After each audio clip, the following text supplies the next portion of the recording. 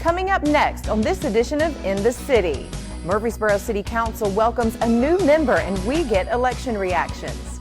Also, Murfreesboro's Transportation Department explains steps they take to keep Rover buses sanitized. Plus, Murfreesboro Fire Rescue Department provides CPR training for employees.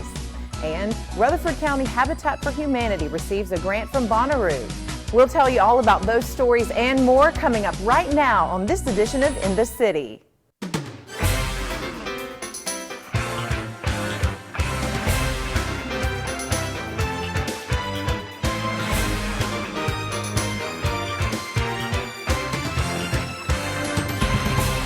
Welcome to another edition of In the City, your source for what's happening right here in the city of Murfreesboro. I'm Michael Linn White. The Murfreesboro City Council welcomes their newest member after the August 6th election. With 3 open seats, 3 incumbents and 1 newcomer, the recent elections ended with a new face joining the Murfreesboro City Council. Incumbent Bill Shacklett is re-elected, coming in first with 9,903 votes. Newcomer Sean Wright in second with 9,440 votes. And incumbent Kurt Wade in third with 9,150 votes. Incumbent Eddie Smotherman comes in fourth with 7,181 votes. Join us as we speak to the winners later that night. I'm very humbled by the support of our city. You know, this is a city that I've loved all my life. We've lived here, and family has invested a lot in our community over the years, and I'm just honored to be able to serve another term on City Council. Well, there's a lot of questions that have to be answered in the coming years, and we don't know what's around the corner. But the one thing I do know, the strongest asset that we have as a community is our people. And a lot of the answers that we have going forward are going to be found as we work together. 45 years of coaching Little League, the one thing I remind my kids of, there's a lot of things you're not in charge of. You're not in charge of somebody else's actions. You're not going to be calling balls and strikes. You're not going to call out or safe. You're not going to be able to make the decision of where you play and when you play. But what you always, and all of us in this community, are responsible for 2 things, always. Our attitude and our actions. It is such an opportunity and such a blessing that we have in this country that we get to express our opinion. But after an election, I'd encourage you to be praying for those people that are serving you at every level of this government. I'm really humbled by all the support from the city voters and the people of Murfreesboro. I think they gave a clear definition of they want the city to go in a certain direction, and I hope we can put it in that direction. I really appreciate all these guys. My wife first, David Criswell for the live videos every day, Daniel Gammons for all he's done with the Republican Party, and the Firefighters Association, which is not here yet. I really appreciate all the support I've gotten from all of these people and the city of Murfreesboro. I consistently heard from people that they weren't happy with the tax increase. I consistently heard from people that they didn't like the overdevelopment of Murfreesboro, and I consistently heard from old Murfreesboro that they want the old Murfreesboro feel back. I love this city. I've lived here all my life. I went to school here. When I graduated with my MBA, I could have went anywhere in the country to work, and I chose to bring my family back to Murfreesboro, and we run a company here, and we are part of Murfreesboro. It's not a broken city. It's a fantastic city. We have the best people in the whole United States here in this city, and that's the people I want to work with. So the reason I really wanted to run again was I felt really compelled to finish what I started. You know, after 4 years serving on the council, I feel really good about the things that we have made, the changes we've made in Rutherford County, and especially what we've done in Murfreesboro. Murfreesboro's continued to grow, and it's one of the fastest growing cities in the country. It's all because we've made good quality decisions on the quality of life of living in Murfreesboro. I think one of the main things is when you start talking about the growth of Murfreesboro's traffic, and if we can continue to work on Cherry Lane, just like, you know, nobody thought that Medical Center Parkway would be what it was. Nobody thought what Joe B. Jackson, even the bridge over Broad, you know, those things have made a tremendous impact with our city. So I really believe that if we can have Cherry Lane come on board and really get that motive going around, that really helps the traffic situation in Murfreesboro. It's nothing like family support, and I truly believe that, whatever I've done in my past and throughout my life, it's all about family, and that's why they're here tonight. Since the pandemic, there's been a decline in ridership for public transportation, mainly because people are out of work. But as jobs are coming back, the city wants to ensure the safety of their riders. The City of Murfreesboro's Transportation Department is responsible for the administration and operation of public transportation service Rover within the city. Rover began service to the public in April of 2007. Our goal is to transport customers and passengers to their destinations. Mainly a lot of the people that we transport are going to work. And also we pick up passengers from the RTA, the Regional Transit Authority from Nashville. They come through and they drop them off at our hub location and at MTSU as well. Thousands of people ride our buses during the week, and that is a big advantage for those people that cannot drive, especially for the elderly. We do a lot of passenger services for Westbrook Towers. We try to make sure that the buses stay clean and serviceable so that everybody feels safe riding the buses. We service the buses every day when they come in and before they go out in the mornings. And we use decontamination equipment that's been provided by the city to clean the buses every day. The operators, they have to, as part of their pre-trip inspections, they have to clean the bus every morning. And when they change shifts, the next oncoming driver does the exact same thing during the day. So they have a before operations cleaning, they have a during the day, and we have an after. With this system, you can use it in a electrostatic sprayer. It's a tablet form. It dissolves into the water. The sprayer itself has been highly effective. You can put it on a point spray, or we can put it on a fan spray where it'll go out to almost 6 feet wide and cover a wider area. We start at the back of the bus and I work my way to the front, and that way when I put it on wide spray, it pretty much well covers the entire width of the bus. I actually do all the spraying myself because it is chemicals, and I wear a mask and I wear my gloves, and I am a chemical trained person, so I'd rather do it myself. The shield is basically a half-inch plexiglass shield, and they're used there strictly for the operators to keep anybody that gets close to them from talking to them that's transmitting any kind of airborne disease. All the passengers here are advised to wear masks, since that is the county policy and the city policy. So we strongly encourage people to wear masks. If a customer gets on the bus that do not have a mask, we have extra masks on each bus so that they can put on a mask. Our drivers are all issued masks. As soon as they come in every morning, they're given a mask, and they wear it the entire day. We've slowly seen an uptick coming back because people are going back to work. We advise everybody to come out and ride our buses. If they're not satisfied, all they got to do is bring it to our attention, and we will correct the problem immediately. We feel that these are the safest mode of transportation in the entire country. We've looked at what the Department of Transportation uses, even for airlines, and we are far more safer than airline travel. Over 80% of Murfreesboro fire rescue calls are medically related, and MFRD personnel are routinely trained on how to respond. With the amount of medical calls Murfreesboro Fire Rescue Department go on throughout the year, a high number of them will include cardiopulmonary resuscitation, or CPR.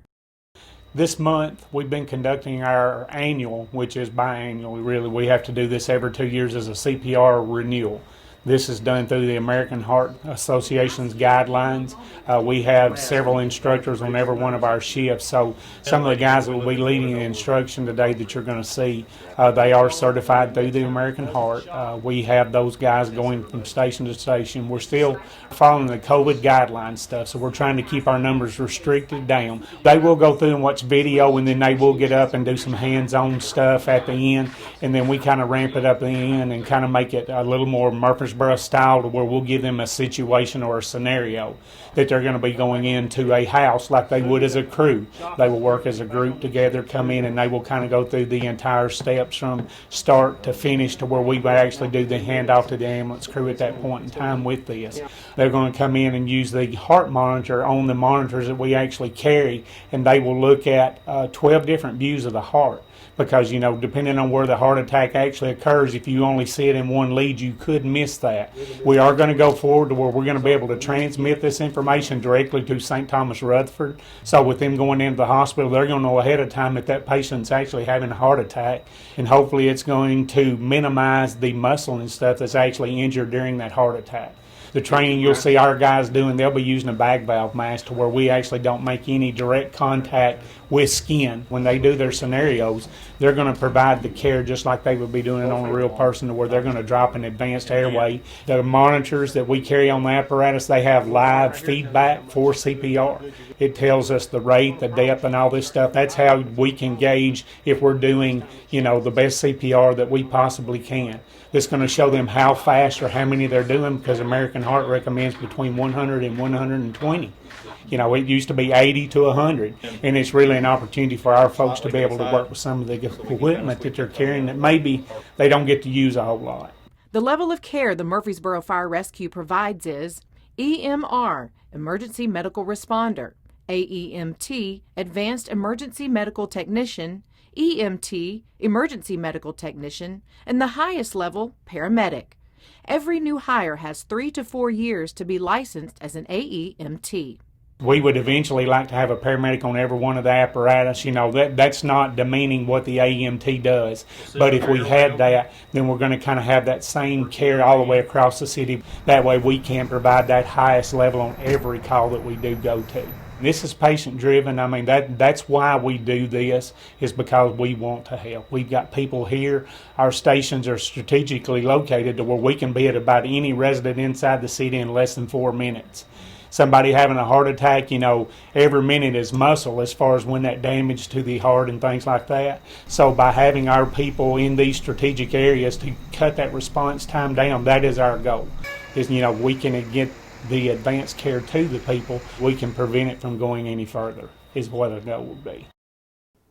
Founded in 1989, Rutherford County Habitat for Humanity is dedicated to eliminating substandard housing through constructing, rehabilitating, and preserving homes. They recently received a grant to help with their effort. For the third year in a row, the Rutherford County Area Habitat for Humanity receives a grant from the Bonnaroo Works Fund to encourage recycling of household goods and reduce solid waste disposal in area landfills. Habitat does that through the Restore, where used furniture, home accessories, appliances, and building materials are donated and sold to the general public and given new life. The Bonnaroo Works Fund grant money helped purchase a new box truck and the graphics wrap on the truck.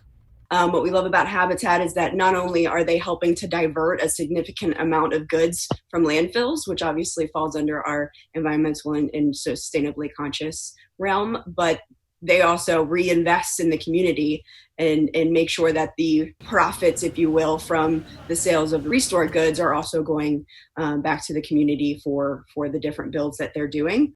Those dollars are very critical in helping our trucks stay on the road and helping us educate the public about our mission. The truck is our lifeblood here at the Restore. Picking up donations and getting new product in the shop is absolutely what makes us thrive and survive, and having that truck out on the road is just the most critical part to our operation. We'll come pick up your stuff for free. What we're really looking for are good quality items that you might have updated color, updated finish, bought a new house and changed out all the fixtures that were in it previously, and all those items still have a lot of good quality life left for our neighbors around town. Aside from a win for the donor who gets a tax write-off for their donation, it's a win to the next neighbor who gets to purchase those items at a fraction of the retail cost, get their kitchen remodeled. All the dollars that change hands there plug right into the Habitat mission to help us expand our program, hire more staff, build more houses, and help more people. So our Restore is our biggest fundraiser. We get about 75% of our admin costs are through the sales of the Restore. It helps to have shoppers come through the door and buy those items that we have here. Also, donations are critical to that. Oh my goodness, we carry a little bit of everything in the Restore. We've got cabinets, windows, doors, flooring, furniture, a little bit of artwork and decor, lighting solutions, just about anything for any project you might be working on at your house. So one of the biggest benefits of coming here is the price point that we offer. We generally sell items between 30 to 70% of retail value, and that includes brand new items sometimes. So we have brand new flooring solutions, brand new windows, brand new doors. We get a lot of donations of custom items that have been misordered or mismade, and we can sell them down here for a fraction of the cost, keep them in use in the community, and keep them out of the landfill. Anybody interested in the products we're carrying or the services we offer, please visit our website at www.rchfh.org or give us a call at the front desk at 615-849-5994. We're open to the public 9 to 6 Monday through Friday, from 9 to 5 on Saturday, so we're open 6 days a week to help the community. We want to say thank you to the Bonnaroo Works Fund, and we're excited and look forward to continuing our partnership. With high school teachers and students back in school, educators are looking for projects to challenge their students with, and that's where the Murfreesboro Water Resources Department steps in. The Murfreesboro Water Resources Department Community Affairs team is getting high school students excited about the value of water with this year's Imagine a Day Without Water video contest. We sponsored a bunch of programs beforehand, and I wanted to really target high school students this time around and spark their interest in water infrastructure and the conservation of our natural resources, and especially our most valuable resource, water. The beauty of this year's campaign, it was perfectly timed to have this virtual educational platform for our high school students. Some of them are at home and some of them are at school. And our teachers are struggling to try to find the right type of engagement for our students.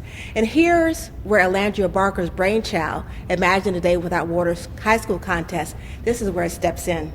It's really a national campaign, and it happens every October, where a lot of organizations from around the country get people really to take action. We're doing a high school video contest, and what we're asking students to do is create a 30 to 60 second video explaining one of three themes. It'll be the value of water, Imagine a Day Without Water, or water or wastewater infrastructure.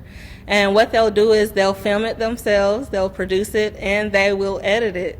And they'll compete against other high schoolers around the county for a $100 gift card. And we're also doing a separate category for teachers as well. What the contest is about. And it's really about three values. Helping people understand the value of water. Every time they turn on that tap, there's water, and they take it for granted. But there's a huge infrastructure that's required to maintain that. The second thing about the contest we wanted to bring to the forefront was really talking about why we should use water wisely. Every drink that you take that doesn't come from the tap, it's coming from a plastic bottle that's going to go into the landfill, that's going to back up our streams, that's going to hurt our ecosystem. And now we have a chance to address the young people to have them put down those plastic bottles and use those refilled containers. And the third reason for this contest, it's not about anything complicated. It's about why we need to continue to maintain our good infrastructure for both the water side and the wastewater side. The competition kicks off on September 8th, and it runs all the way until October 16th. So you can go to our website. It'll be murfreesboro.gov/IADWW, which stands for Imagine a Day Without Water.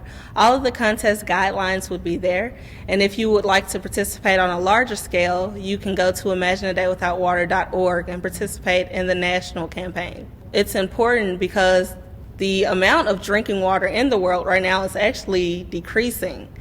So we have to preserve water in order for future generations to have, that in abundance, that resource. So the efforts that we do now will, in turn, change our tomorrow.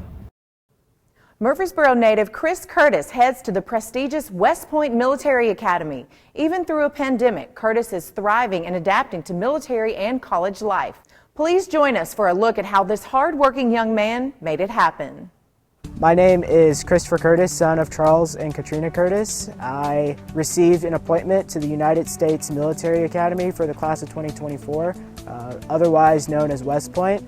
The first year of college is an adjustment for anyone. Starting during a pandemic and at one of the most challenging and prestigious institutions in the country could be too much for some, but not for Murfreesboro's own Chris Curtis. What West Point is looking for is somebody who's well-rounded and not necessarily somebody who is just only good at school.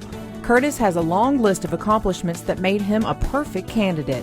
I come from a really diverse background as far as just doing a lot of activities and being able to balance them along with solid grades. So first off, I am a valedictorian from my high school. I go to Riverdale High School.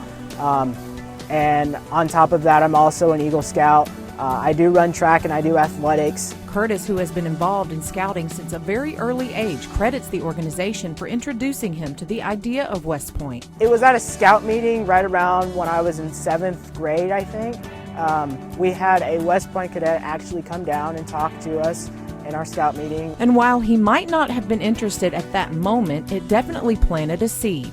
I didn't have the interest of even serving in the military until right around 10th grade in ROTC. In discussing different career paths in ROTC, Curtis said the idea of West Point started to sink in. In ROTC, we started just talking about careers and different colleges that you can go to. And then I started learning about there was this place where every single student there was an athlete and every single one of them were expected to perform at a really, really high level. In his senior year, started the application process that takes about 3 months to complete with a 9 to 11% acceptance rate. Usually just the application itself will weed out a lot of the people who apply. With lots of help and encouragement, Curtis made it through the process and was accepted. He says the work ethic he learned from his family is a major factor in his success. The personality that I have for just not wanting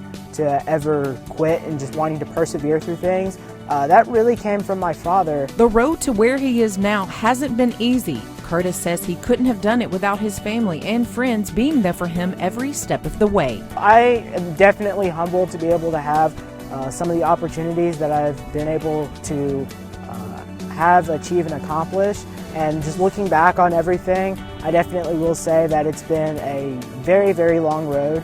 So what's next for Curtis? Once he finishes his education, he will serve 6 years active duty in the Army. I plan on majoring in mechanical engineering, and then after mechanical engineering, in my time at West Point, I'll be commissioned as a 2nd lieutenant in the U.S. Army. After that, the sky is the limit for this bright and hard-working young man. He tells us, yes, he is nervous to start, and yes, his parents will miss him. Yes, my parents will definitely miss me, and they are very excited about the wonderful road of opportunity that I have ahead of me.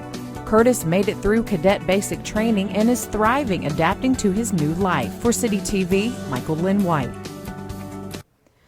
Volleyball is a popular recreational activity enjoyed by more than 7 million people in the U.S., more than any team sport other than basketball. It's also the world's most popular participant sport. One of the most popular and well-attended camps offered by the Murfreesboro Parks and Rec's athletic department is Volleyball Camp. And while providing an enjoyable experience is the first goal, the second is offering quality instruction. From 8 to 9 a.m. is kind of free play and check-in. And once 9 hits, we get them all on the bleachers over there and we do stretching. For the first half of the week, it was the coaches that were leading the stretches, and I've asked my older girls to step up. So a couple of them have led stretches for the past couple mornings. And then after that, we split and we do some of the beginners and more like the kids who haven't ever played before on this side, and then on the other side I take the older girls that have played and like have the basics down, and we do different drills to help them build their volleyball skills and endurance. MFRD's Volleyball Camp is more than just a sports skill camp. Coaches are teaching life skills and promoting positive thinking as well as a positive attitude. I don't get to see the beginner side as much because I'm focused on the older girls, but from what I can tell, most are getting it over the net if they haven't or they weren't at the beginning of the week. And then for my older girls, they're getting the basics down even better so that they're ready for game-like play. I'm teaching them like what coaches look for so that they're not only functioning players but also functioning women as they get older and grow. So some things that I'm telling them are like, even if you're on a winning team in a drill, and the losers have to do something discipline-wise, get on the line with them and show them we are still one team even when that happens, or step up to lead stretches. It doesn't have to be the coaches all the time. We want to see that leadership in those that have it. Use your voices. That's huge for volleyball. And then for the little ones, it's just confidence. It's being mentally tough. It's you can get it over the net, but what are you telling yourself beforehand? With a singular focus on volleyball, campers can push to sharpen their fundamentals and build on their strengths. Volleyball camp is a little different than our other sports camps. We do a lot of dodgeball and one specific sport per day, and the other camps, but this one is specific to volleyball, of course, which means that you're working on the bump, the set, and the spike, and any other thing that encapsulates volleyball. And you're building into that because a lot of these girls play in our league here in town, and so it's just kind of extra help. And then hopefully as they go on and try out for school teams and stuff, they'll have this as a little bit of a foundation. Staff works very hard to make sure the camp is organized and structured so the kids can focus on learning. But we just want them to take home that they've had a fun week at camp, that they're not hating life, that they just have really enjoyed, and then B, maybe even a love for the sport of volleyball. The staff is very caring and very intentional with making sure that the kids are well taken care of and that they are improving and they are growing, that we're doing the sport that it is, that they're not going to go away from the end of a week and be I didn't learn anything or I didn't have any fun, but it's going to be a mix of learning the skills and having fun. And then also it's a great place to come to meet new people, to make new friends, and to grow in your love for sports. For more information on sports camps and other activities, follow MFRD on Facebook or check out their website at www.murfreesboroparks.com. The Murfreesboro Fire Rescue Department recently hosted a Firefighters Fitness Challenge national event at the Doug Young Public Safety Training Facility. The Firefighter Combat Challenge promotes and showcases the talents, skills, and athleticism of America's firefighters in a sports competition all over the country. Recently, they made a stop in Murfreesboro and set up at Murfreesboro's Fire Rescue's Doug Young Training Facility on Bridge Avenue. This year, the challenge wasn't just a competitive event. Murfreesboro firefighters were educated on proper decontamination of equipment to fight the spread of COVID-19. The challenge usually begins in the spring and is held at hotels to accommodate large crowds, but because of the pandemic, had to be scaled back for safety. Todd Shelton, operations manager for On Target Challenge, the organization that hosted the event, held classes that were limited to 8 to 10 people for 1-hour blocks. This was the 503rd competition they've hosted in 29 years. There are 5 main stages included in the competition. First, they carry a 42-pound hose upstairs on the fire tower, which is 5 stories high. When they get to the top, they hoist a 42-pound rolled-up hose, then race down the stairs. Then they jump on a Kaiser forcible entry machine where they move a 160-pound steel beam 5 feet with a fireman's maul. They then run through a course and grab a pressurized hose and advance it 75 feet through saloon doors and shoot water at a target. Lastly, they grab a 175-pound mannequin and drag it 106 feet across the finish line. After every run, all equipment is disinfected, including the firefighters' personal equipment. This event is the first one held this year and had firefighters from all over the country. The competition score decides whether or not a firefighter competes in future events. Murfreesboro is 2020's 6th best real estate market in the country in a recent study from the personal finance outlet Wallet Hub. Murfreesboro came in at number 1 overall for small cities. Wallet Hub compared 300 cities of varying sizes across 24 key indicators of housing market attractiveness and economic strength.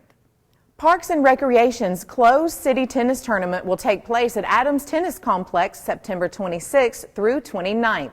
The tournament will run through the United States Tennis Association platform, which will have a virtual tournament desk for players to check in.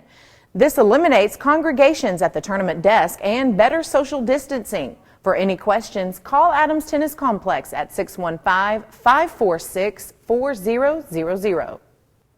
On Friday, August 28th, Governor Bill Lee issued Executive Order 59, extending the time frame for local mayors to impose a mask mandate for their counties through September 30th, 2020. Respectively, Rutherford County Mayor Bill Ketron has extended the Rutherford County face covering order through September 30th, 2020. During the month of August, we saw the county's numbers trending downward, said Mayor Ketron. In just a short period of time, our recovered cases rose above our number of active cases, a trend that has continued since the end of July. We are no longer third in the state for positive cases. These are all very optimistic indicators. Well, that's it for this edition of In the City. As always, for more information about the city of Murfreesboro or any of the stories you've seen here, you can always visit our website at www.murfreesborotn.gov. And if you want to see any of the stories that you've seen today or catch up on some of the latest city news, you can always visit the City of Murfreesboro's YouTube channel. I'm Michael Linn White, and until next time, we look forward to seeing you in the city.